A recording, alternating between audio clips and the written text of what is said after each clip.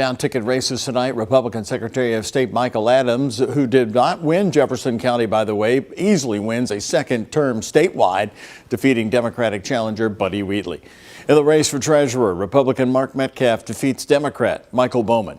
Metcalf replacing Allison Ball, who will now serve as the Kentucky auditor. The Republican defeated Democrat Kimberly Reeder. And Republican Jonathan Schell of Garrett County, Kentucky, defeats Democrat Sierra Enlow to become the state's next Commissioner of Agriculture.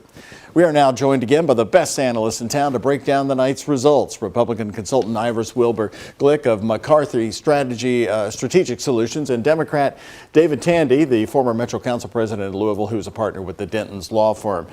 David, I will start with you. Andy Beshear's path to victory. How did he pull this off tonight with such a bigger margin than anybody expected? Well, I think one of the things we were saying all night long, how the external polls weren't accurate, but internally, from discussions we've had with the various people in the campaigns, they've reflected what the margin was today. I think what you saw here was the fact that an incumbent governor has an advantage in that the people get to know who that person is. And once they got to feel you, see you, touch you, they understood who Andy Beshear was. They appreciated the work that he did, leading this Commonwealth through a global pandemic, leading the Commonwealth through floods in eastern Kentucky and tornadoes in western Kentucky, and they were rewarded him with another 4 years. Iris, right after the polls closed, you started seeing warning signs. You brought up Breathitt County in eastern Kentucky, and in our 7 o'clock hour, you said Daniel Cameron's really having trouble. Why didn't the momentum materialize that we thought would be in this case? You know, that answer, Doug, I'm still sort of sorting through the results, and I think it differs by region. The old fifth, if you will, which is like sort of southeastern Kentucky and then eastern Kentucky, Appalachia.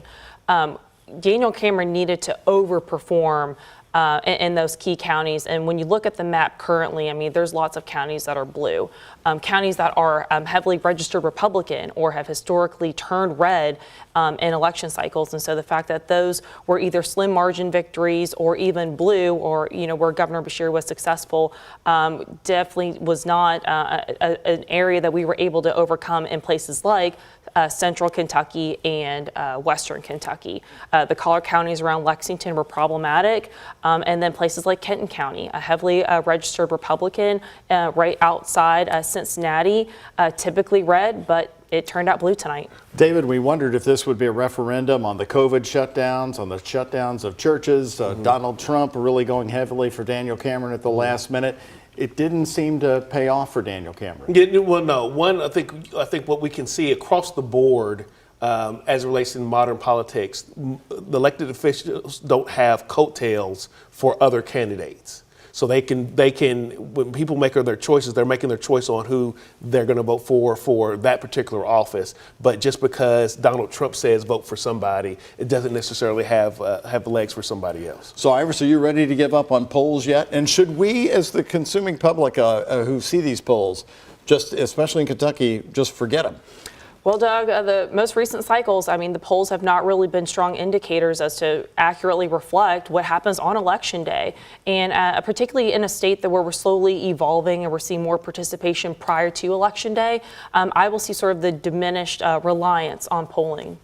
You both have been fantastic tonight, and they're going to join us again tomorrow at 5 o'clock to look at the day after. Appreciate it. Have a good evening.